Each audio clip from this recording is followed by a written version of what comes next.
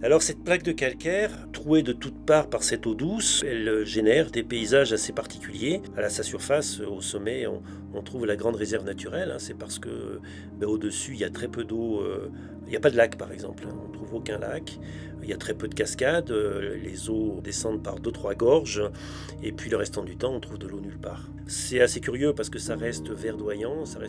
Mais ça, c'est à cause de la fraîcheur et pas à cause de l'humidité. Et c'est quand même magnifique. Du coup, il y a pas mal de grottes à visiter, mais il y en a une qui est exceptionnelle, c'est celle de Chorange, qui est très connue. Pourquoi elle est très connue? Parce que dans cette grotte-là, d'abord, il y a un lac souterrain qui est magnifique, donc évidemment, ça donne de belles vues. Mais il y a aussi et surtout une salle des fistuleuses qui est extraordinaire. Les fistuleuses, ce sont des stalactites très, très, très, très fines qui ont plusieurs milliers d'années, mais elles sont par centaines de milliers, en fait. Mais à côté, il y a une autre grotte, la grotte du Gournier, qui, elle, s'explore en spéléo, qui est un bon moyen de s'initier à la spéléo dans un univers complètement vierge, lui.